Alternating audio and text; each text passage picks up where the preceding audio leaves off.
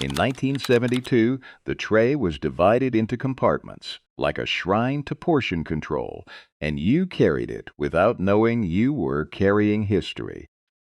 Nobody explained the meal. Nobody apologized for it. A lunch lady, in a hairnet, ladled something onto a partitioned steel rectangle.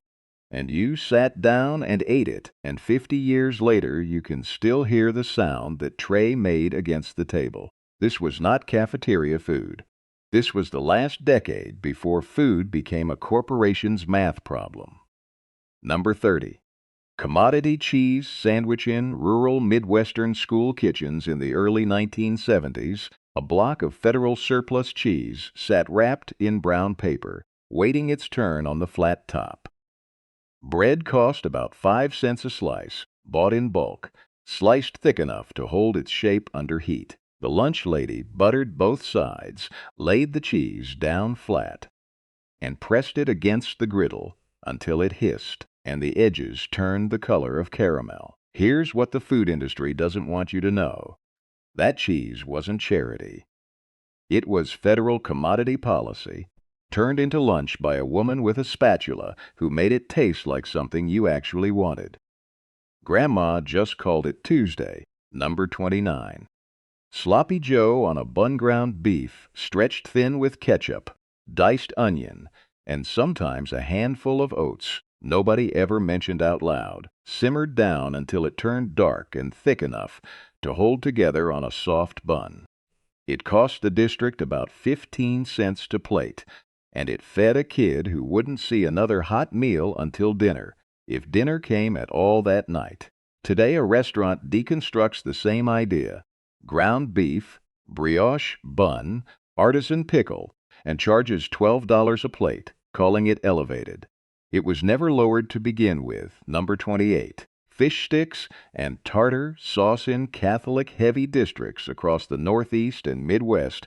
Friday meant fish, and frozen fish sticks arrived by the caseload through a federal subsidy program, built specifically to move surplus ocean catch into public school kitchens.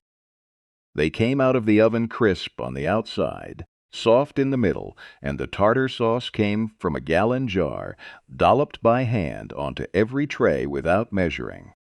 This was not a rule written down on any calendar. This was a rhythm baked directly into the week, one that arrived the way church bells did, expected, unquestioned, and quietly comforting.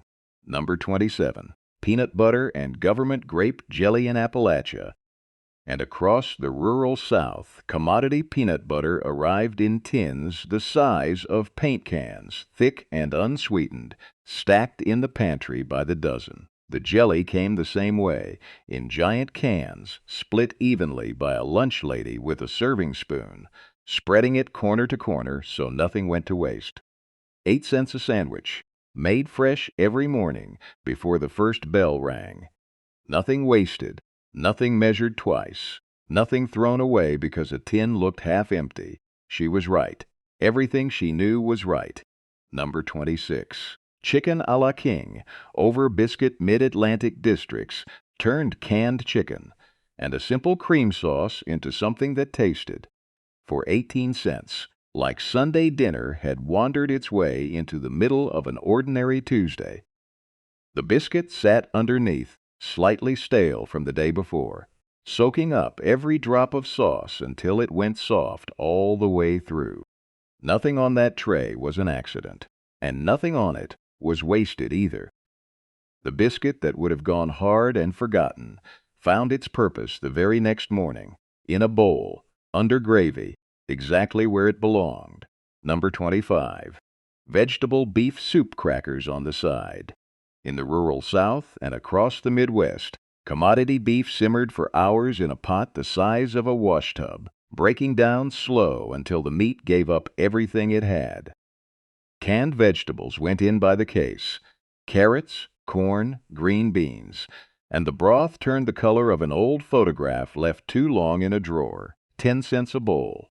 Saltines crushed on top by small, impatient hands that couldn't wait for the steam to clear. It warmed a kid from the inside out before the afternoon. Bell dragged him back to a classroom that always, somehow, felt 10 degrees colder than the cafeteria. Here's what the food industry doesn't want you to know. A soup built from scraps and surplus fed a family of 5 for 2 straight days at home and fed 100 kids at school without anyone calling it charity. Grandma just called it soup. It was closer to medicine. Number 24. Pigs in a blanket knot, the puff pastry version modern grocery stores sell frozen in a box. This was a hot dog wrapped in cornbread batter, dropped into a hot oven until the edges went dark gold and crackled when you bit into them. Southern and Midwestern districts served it for 9 cents apiece, and it vanished off every lunch tray in under 4 minutes flat. Faster than the fish sticks, faster than the sloppy joes. Kids traded desserts to get a second one. Today, a state fair sells nearly the same idea, batter dipped and skewered on a stick, and charges $8 for it, calling it artisan, calling it gourmet, calling it anything but what it actually is. This was not street food reinvented. This was a school lunch ladies' Tuesday, discovered 40 years later by a food truck with a marketing budget. Grandma just called it lunch. She never asked for credit, and she never got any. Number 23. Tuna noodle casserola canned tuna folded into egg noodles, bound together with a can of cream of mushroom soup, topped with crushed crackers baked until they went crisp and golden at the corners of the pan. Coastal districts made it because the tuna was cheap and close. Landlocked districts, hundreds of miles from any ocean, made the exact same dish for the exact same reason. The can didn't care how far you lived from the sea, and neither did the lunch line. 16 cents a serving, and it tasted the same in a school kitchen in Iowa as it did in one in Massachusetts. That kind of consistency mattered in a decade that didn't offer much of it anywhere else. Not in the economy, not on the evening news, not in a country still working out what it believed in. A casserole dish became the one thing a kid could count on, tray after tray, week after week. Number 22. Salisbury steak with brown gravia ground beef patty, shaped by hand, smothered in a canned gravy, gone thick and dark, sitting beside a scoop of instant mashed potatoes, with a well pressed into the top for more gravy to pool in. 20 cents to plate. Midwestern and Northeastern cafeterias built entire Tuesdays around it, and kids who never once said grace at home somehow treated this tray like a small ceremony. This was not a downgrade from Sunday dinner, cobbled together because nothing better was available. This was Sunday dinner, translated into a language a school district could actually afford to speak 5 days a week, stretched across 1,000 trays instead of one family table. That is not a compromise. That is a woman in a hairnet performing triage on a national scale and getting it right. Number 21. Chipped beef on Toast the Dish soldiers in Korea and the years after called something unprintable, and school kids just called Toast Day. Dried, salted beef folded into a milk-based gravy, poured hot over toast gone soft and soaked at the edges, served on trays in military-adjacent towns across the Midwest. The recipe migrated out of Army and Navy mess halls and into civilian school cafeterias through cooks who had learned to make it in uniform and never stopped. 10 cents a serving, and a genuine piece of American military history sitting on a 7-year-old's lunch tray, and not one kid in that line had the faintest idea what he was actually eating. Here's what the food industry doesn't want you to know. Half of what we call comfort food today started as ration stretching in a war kitchen, and somebody's grandmother brought it home and made it gentle. Number 20. Beanie Weeniescan beans simmered with sliced hot dogs until the two flavors gave up any pretense of being separate dishes. 7 cents a tray, and nationwide, this was the one lunch kids actually lined up twice for no coaxing required. No dressing it up, no clever name, no modern chef would ever put Beanie Weenies on a $12 menu because it doesn't need reinventing. It was already exactly right the first time. A lunch lady knew, without asking, which kids needed a second scoop, and she gave it to them without a word, without a form, without anyone above her ever finding out. That was not a school lunch program. That was a small act of mercy repeated 5 days a week for a decade, disguised as a can of beans, number 19. Turkey Tetra Zinni leftover holiday turkey, shredded and folded into a cream sauce over spaghetti, reimagined by a suburban Midwest cafeteria into an ordinary Tuesday lunch for 14 cents a plate.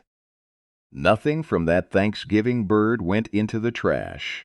Not the dark meat nobody wanted at the table, not the last scraps clinging to the carcass. Every piece had a second life on a school tray weeks later. In the 1970s, waste wasn't a lifestyle choice you opted into for a magazine spread. It was something you simply didn't do, because your grandmother had lived through a decade when not doing it meant somebody went hungry, and that lesson didn't disappear just because the Depression had ended 30 years earlier. Number 18. Ham and scalloped potatoes commodity ham, cut into cubes, layered between thin-sliced potatoes in a milk-based sauce, baked slow until the top went golden, and the kitchen smelled like a sundae that hadn't been earned yet. 17 cents a serving, popular across Pennsylvania Dutch country and the rural Midwest, where commodity ham showed up in bulk through the same federal distribution system that supplied the cheese and the peanut butter. It came out of the oven, bubbling at the corners of the pan, and the smell alone drifted down the hallway and made a room full of second graders forget, for 1 full minute, whatever math worksheet was waiting for them the moment the bell rang. Number 17. Tomato soup and grilled cheese can tomato soup, a slice of American cheese, bread griddled in margarine until it turned the color of a new penny. 12 cents a tray, and nationwide, this simple pairing became the meal cafeteria staff quietly gave seconds of to the kids they knew needed it most. Nobody made an announcement. Nobody filled out paperwork. A woman in a hairnet looked at a child's face, the same face every day, a little thinner some weeks than others, and made a decision with a ladle in her hand. That decision was the entire welfare system some of these kids ever had, and it never once showed up on a district budget line. This was not soup and a sandwich. This was a system of care that ran on instinct instead of policy, and it worked better than most policies ever have. Number 16. Beans and cornbread Tre Pinto beans, simmered low and slow. For most of the morning, a square of cornbread cut straight from the pan, a pat of butter melting slowly into the well, pressed into the top of the plate. 6 cents a tray across the rural South, served to kids whose families had been eating some version of this exact combination at home for 3 generations. Today, a farm-to-table restaurant plates the same 2 ingredients: beans, cornbread, nothing else, and charges $14 for it, calling it Southern Heritage Cuisine, calling it rustic, calling it authentic. Grandma just called it dinner. She never needed a menu description to know it was good. This was not poverty. This was genius wearing plain clothes, and it took the restaurant industry 50 years and a marketing department to notice what a lunch lady already knew for free. Number 15.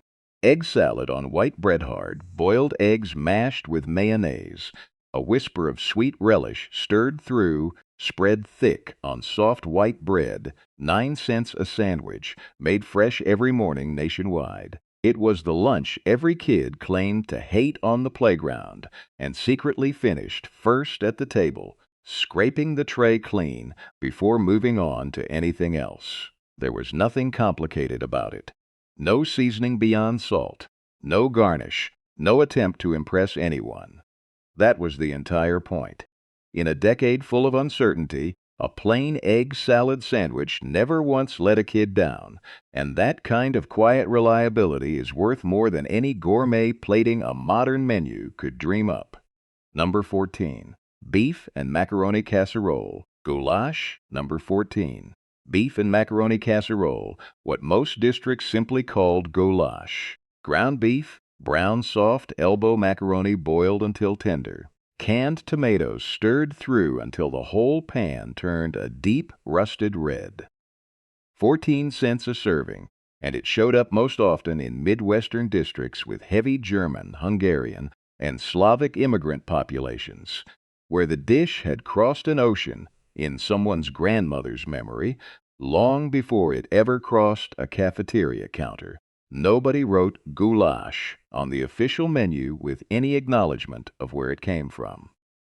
It just appeared week after week, absorbed so completely into the American public school system that most kids eating it had no idea. Their lunch was an immigrant family recipe, quietly smuggled into the mainstream through a lunch line instead of a cookbook. Here's what the food industry doesn't want you to know. Half of what we now call classic American comfort food walked here from somewhere else, in someone's suitcase, and got a new name at the border of a school cafeteria. Number 13. American chop suey. Number 13. American chop suey, New England's own cousin to goulash, and don't let the name confuse you, because there is no chop suey in it at all. Ground beef, elbow macaroni, tomato sauce, built almost identically to the Midwest version, but carrying a completely different name once it crossed into Massachusetts, Rhode Island, and Connecticut cafeterias. 13 cents a serving, and two regions of the same country were eating what was essentially the same dish under two different names, neither one aware the other existed. That is not a coincidence. That is what happens when hard times invent the same solution twice, independently, because ground beef and pasta and canned tomatoes were what a tight budget could actually afford, no matter which coast you were standing on. The dish didn't travel. The logic did. Number 12. Sweet and sour meatballs over rice. Number 12. Sweet and sour meatballs over rice. A dish that showed up in West Coast districts and scattered pockets of the Midwest, wherever post-war Asian American cooks had found their way into public school kitchens. 15 cents a serving, meatballs simmered in a sauce built from vinegar, sugar, and canned pineapple, poured over plain white rice. Nobody credited the cooks who brought that flavor profile into American cafeterias for the first time. Nobody put a name on the menu beyond sweet and sour. This was quiet cultural fusion, decades before the term existed, happening in a steam tray in a school basement instead of a restaurant with a sign out front. That is not appropriation. That is one woman feeding a room full of children the only way she knew how to cook, and doing the country a favor nobody ever thanked her for. Number 11. Pizza boat. Number 11. The pizza boat. An English muffin or a split hoagie roll, sauce spooned on, cheese scattered across the top, melted under a broiler until it bubbled at the edges. 11 cents a serving, and by the middle of the decade, it was gaining ground fast in cafeterias nationwide. Kids requesting it by name in a way they never requested the goulash or the tuna casserole. It looked like the future, and it was.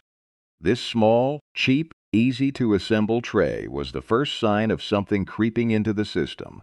A meal built for speed instead of a meal built by hand. Nobody in that lunch line knew they were tasting the opening note of an entire industry about to arrive. The pizza boat wasn't the villain. It was the messenger. Here's what the food industry doesn't want you to know. In 1971, fast food chains began deliberately opening locations within walking distance of school zones, and for the first time, advertising budgets were built specifically to speak to children instead of their parents. It wasn't an accident of geography. It was a strategy, tested and refined, aimed at a customer too young to know he was being marketed to. That is not progress. That is the exact moment a school lunch tray gained a competitor it never asked for. One with a mascot, a jingle, and a marketing department, going up against a woman with a spatula and a commodity cheese block. They knew things about feeding a child that we will spend the next 50 years trying to remember, and the industry that replaced them knew exactly one thing: how to make a child want something before he understood why. Number 10. Milk in the glass bottle number 10. Milk in the glass bottle, straw included. Before the carton conversion swept through school districts in the mid-1970s, milk arrived cold and heavy in glass, 2 to 3 cents a bottle, subsidized through the federal dairy program that kept it that cheap on purpose. You could see the cream line settled near the top if it hadn't been shaken enough. The straw crinkled through the paper wrapper before it ever touched the milk. There was a sound to that bottle against a metal tray that no carton has ever made, and no carton ever will. This was not simply a drink. This was the coldest, cleanest 5 minutes of a kid's entire day, and somewhere along the way we traded the sound of glass for the silence of wax-coated cardboard, and nobody asked if that was a fair trade. Number 9. Peanut butter cookie number 9. The peanut butter cookie, made from scratch that same morning, not shipped in, not individually wrapped, not stamped with an expiration date 3 states away. A lunch lady in a small-town district mixed the dough before the first bell rang, pressed the fork-tine crosshatch into each one by hand, and pulled them out of the oven still soft in the middle. 3 cents a cookie. This was the last generation of homemade cafeteria desserts before individually wrapped, factory-baked cookies took over by the early 1980s, arriving in plastic instead of a woman's hands. Grandma just called it dessert. She never called it made from scratch, because in her kitchen there was no other way to make it. Number 8. Rice pudding in a paper cuprease, milk, sugar, and a dusting of cinnamon on top, cooked slow until it thickened, spooned into small waxed cups across Northeast and Midwest districts alike. 5 cents a serving, and it required patience to make correctly, which meant somewhere before dawn, a cafeteria worker had already been standing over a pot, stirring something most of the kids eating it would never think to thank her for. This was not an afterthought dessert. This was a woman choosing, every single morning, to make something gentle for children she would never know outside of a lunch line. Number 7. Jell-O with canned fruit cocktail. Jell-O with canned fruit cocktail. Bright, wobbling gelatin studded with syrup-soaked peach and pear chunks. 4 cents a serving, nationwide. This was the dessert every kid traded for, the one guaranteed currency on a lunch tray, no matter what the main course had been that day. A kid who hated the tuna casserole would still finish his Jell-O. A kid who loved the sloppy Joe would still trade his cookie for someone else's cup of it. There was nothing nutritious about it, nothing sophisticated, nothing anyone would defend today with a straight face. And it didn't matter, because it wasn't there to be good for you. It was there to be the one small, certain sweetness at the end of an uncertain day, and it never once failed to deliver on that single promise. Number 6. Butterscotch pudding coupon, of the first true prepackaged, single-serve desserts to arrive in cafeterias by the late 1970s, 6 cents a cup. Foil lid peeled back to reveal something smooth and amber-colored that hadn't been cooked on-site at all. It tasted good. That was never the problem. The problem was quieter than taste. This was the first real sign that the scratch-made dessert, made by a woman's hands that same morning, was being nudged out by something manufactured somewhere else entirely and simply delivered by truck. Nobody noticed the shift happening in real time. That is exactly how these shifts always happen. Number 5. Apple half with peanut butter packadan. Apple half with a peanut butter packet. Commodity apples, halved and cored, served alongside a small individual packet of peanut butter meant to be torn open and spread with a spoon or a finger, whichever was faster. 5 cents in late 1970s rural districts, and it was one of the earliest examples of a fresh food item being paired with a portion-controlled, individually packaged product. A small preview of exactly what school lunches would look like decades later, wrapped in plastic instead of served by hand. The apple was real. The packet was the future, arriving quietly, one torn corner at a time. Number 4. Graham crackers and milk. Number 4. Graham crackers and milk, the elementary grade snack hour holdover that never fully left the lunch line. 2 cents a serving nationwide. 2 rectangular crackers, faintly sweet, slightly gritty at the edges, paired with a small carton or bottle of milk for dunking. There was nothing to it, and that was exactly the appeal. In a decade of Salisbury steak and chipped beef and goulash, this small, plain snack was the one thing that asked nothing of a kid except to sit still for 5 minutes and be young. Grandma just called it snack time. It was closer to a mercy. Number 3. The lunch line itself, the lunch line. Not a food, but a ritual, repeated 5 days a week for 13 years of a childhood. Standing, waiting, watching the lunch lady's hands move down the row of trays, scooping, ladling, sliding a plate forward without a wasted motion. You learned patience in that line before anyone ever used the word patience in a classroom. You learned to wait your turn without a lecture, without a worksheet, without anyone explaining why it mattered.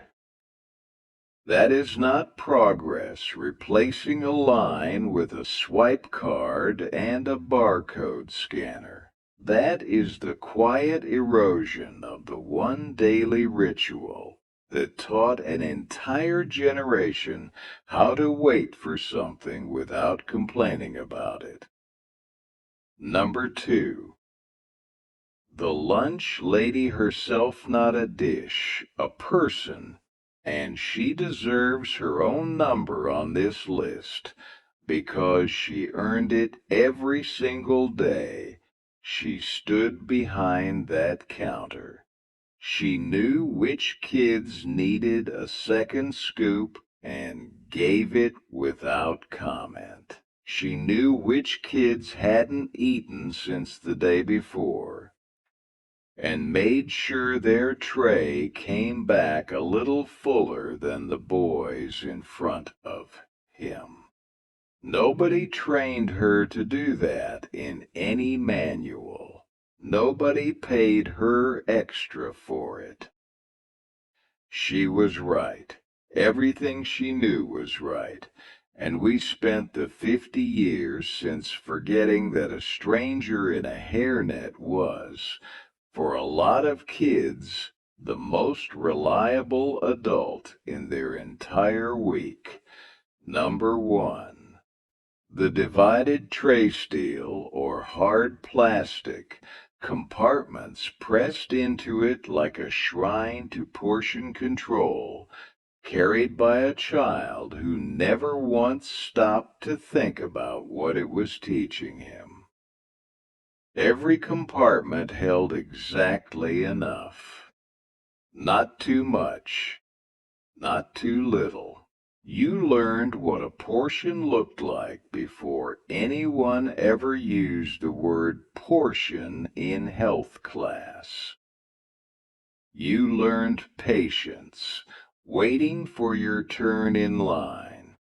You learned gratitude, because in the 1970s, a full tray was not something you assumed would simply appear.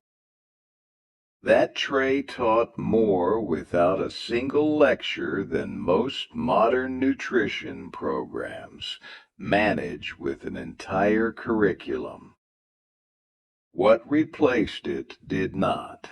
Closing tomato soup and grilled cheese given away in silence to the kids who needed it most.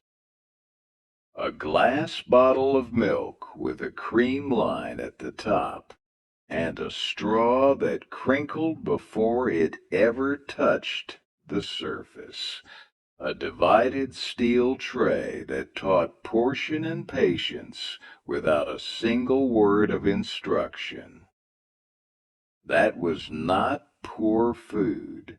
That was a generation of women feeding a country's children on pennies and getting the nutrition right by instinct decades before a university study ever proved they'd been right all along. And then, starting in 1971 and accelerating through the rest of the decade, an industry with a marketing budget and a mascot decided a child's lunch tray was a market to be won, and it won. That is not progress. That is the moment we traded a woman who knew our names for a drive-through window that didn't. Comment below and tell me which one your grandmother made.